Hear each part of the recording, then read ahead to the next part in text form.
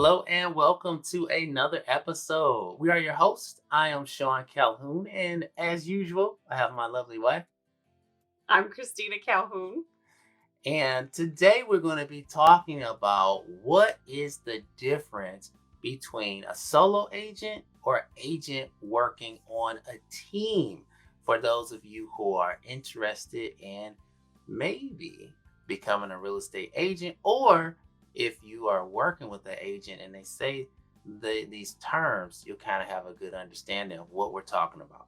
So before we get right into it, Christina, we got to do a little promo. If you're looking to get in touch with us, or if you're also looking for free training and ways for you to expand your real estate business, tips and tricks of the trade, you can go to prettyhomeacademy.com. You can contact us there. You can also give comments on Facebook. You can subscribe on YouTube, Sean Christina Calhoun on Facebook. And what are we on YouTube? Pretty Home Realty. Okay, there we are. All right. And if you like this content, please hit that like right now. Boom. That lets people know, hey, this is good content. And this is a really great topic because some people are looking for like a career change and they need to know what their options are in the real estate industry. So you'll hear things about being a solo agent or being on a team. What are your options with each of those? Yeah. So first off, I want to give you a statistic, and this is a real statistic. And this is from the National Association of Realtors. As far as realtors go, 87% of realtors fail in their first year. Wow. 87%. That's such a high number of real estate agents that actually fail in their first year. So really understanding this is going to give you a real good idea of how to succeed, how to really win in this game of real estate. And just to let you know, I've been licensed. I've been doing real estate for 20 years now. And Christina, has been doing it for a while as well now. 20 plus years, I should say. Yeah, and I'm about 7. Yep, 7, a little over 7, yep. So, Christina, why don't we talk about, let's talk about a solo agent first. And what does that mean? Like a solo agent, what does that mean? That means you're basically working completely independently, right? Okay. So you're taking care of all your own marketing. You are taking care of all your clients individually. You're not handing off responsibilities to anyone else. And this would really be ideal for someone who's experienced. They already have their business structured and know how to work their own business. This would also really benefit somebody who maybe just wants to get into real estate to be an investor. So then being a real estate agent, you have access to all the properties on the MLS. You're able to go find a property in an area that you want, put in offers, and you're basically taking care of the whole transaction on your own. Mm-hmm. This is also a good option if you're wanting to do real estate maybe part-time because you have another job and you just want to do it as like a supplemental thing. You could be just a solo agent and, work with your own clients, people that you already know, friends and family. Or even if you're kind of transitioning into full-time career, that might be a good idea too. Yep. So that's basically a solo agent. You're taking care of all your own expenses as far as advertising, and you're working your business on your own. All right. Therefore, the word solo. So, and by the way, this is what most agents do. Mm-hmm. Like when you hear the term real estate agent, that's 9 times out of 10 what a person is. They are a solo agent. Okay. And then can you tell us some of the options if you're working on a team? Like what would be the advantage of that?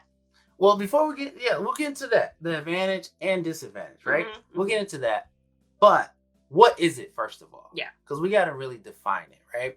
So, uh, working on a team is actually going to be different because all teams are not created equal. So I'll give you what the general team is about, and then we'll break down some other types of teams. Okay.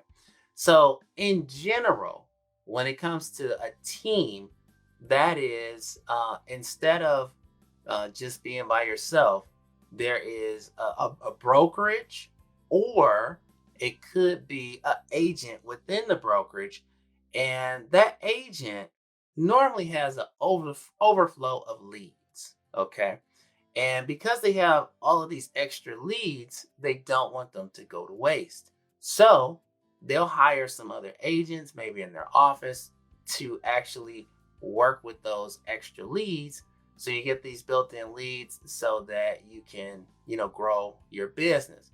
Now, with those leads, normally, it's kind of give and take. You're going to have splits on those leads. And what we mean by splits means your pay. So obviously, being a real estate agent, you get paid commission. And well, let's just say on some teams, you get paid commission because some teams have different pay structures. But let's just say in general, most teams have a 100% commission structure, which means like if you don't sell a home, you do not get a paycheck. So that's the commission structure. So now out of that 100%, you split it. Some are 50-50, some are whatever, 70-30, whatever. The splits really depend. So that's all across the board. But just that's how that part of it works. Now, again, with the team, you get this overflow of leads. So that's kind of the biggest benefit with most teams. However, so again, leads are kind of the name of the game when you're in real estate. That's probably one of the hardest things to figure out, is how to get consistent leads and consistent business. But there are a lot of other things. So with real estate, you have so much freedom because you're an independent contractor. You work for yourself. So on a team, on some teams, you may think about considering this, like, because on some teams there is mentorship, which is good. On some teams, there's just the camaraderie of a team and working with other people who have a common goal. So you gain momentum, not just your momentum, but the whole team's momentum. You all building up steam. So that's a really good thing. Another thing that you'll get from a team when you're doing that is obviously we said what do we have already? We had the leads, we had the mentorship. The other thing that you will probably get from a team, which is really good, is training. Now, we said mentorship, but we're also saying training. Now, the reason why we're splitting that up is because a mentor kind of gives you kind of support.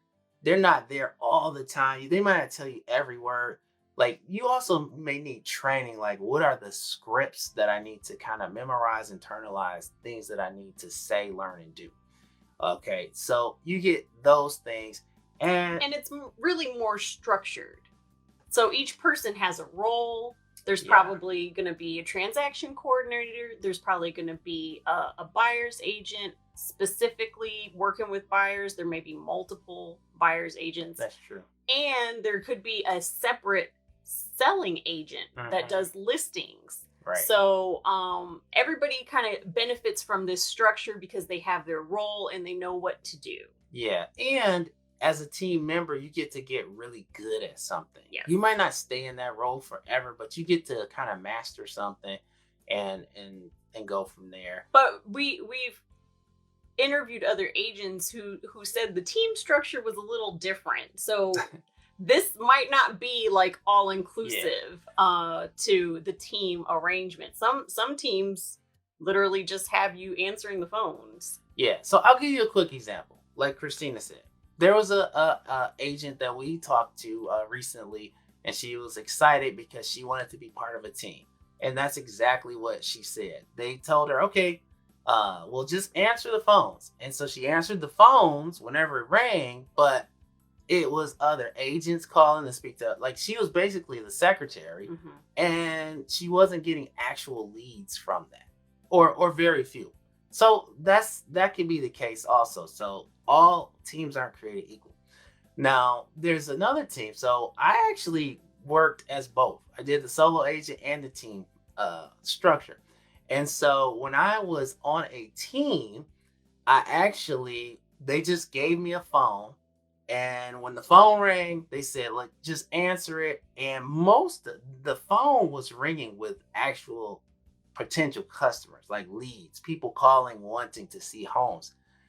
But there was no training at all whatsoever. So I actually spent my time showing a lot of houses, and I wasn't actually making money because I didn't know, I wasn't trained. So even though and the broker was like kind of getting upset, like, hey, you're not selling my houses, you're not selling enough houses, you're not selling enough houses. I'm giving you all the leads, but I didn't know what I was doing, really. So you know, that's part of it too. So the leads are good also. But then now, if you have the leads, the mentorship, and the training, a team with all of that, that's going to be really good. So those are some things that I wish I had known, and we want you to know. I want you to know. If you're thinking about a team, you know, see, like, what is the training also? Is there any training? Because as it's funny, as a real estate agent, the last thing I really wanted to do was sit around in a meeting. This is the last thing I want to do. Is like, kill me now, right? But if it's a genuine meeting where you're training and learning how to do things that are going to benefit you, like, I didn't know what KPIs were, key performance indicators, or any of that stuff. When you learn certain things, like, okay, this is a business, this is a transaction. What happens? What do I need to do? It really makes a big difference. So, anyway, that is the team. I hope we can actually go a little more in depth, and on the site we'll actually have some other videos. If you go to prettyhomeacademy.com, we have some other videos about teams, and we have some other videos about solo agents. One other thing I want to add about a solo agent is, again, because you're your own boss, there's so much freedom. And if you're stepping away from a job where you get paid hourly into this job, you have so much freedom that a lot of times people fail because they don't have that accountability of someone. You might have had a supervisor and a manager, or you might even been a manager or supervisor, but there's normally always still someone else kind of telling you what to do a little bit. And we all need that, to some degree, more or less. So that's a big thing, accountability as well. And again, we want you to succeed. So you really need to know yourself. You really need to dig down deep and see what is that. If you had a question on, hey, what, what should I do? We're going to, again, create a couple more videos about this. You can go to Pretty Home Academy and see what we have there now and what we have in the future. And also on the site, there's a little tab. You can actually schedule a one-on-one with us, and that's at no cost for about 30 minutes, and we can answer a couple questions that you have, that sort of thing.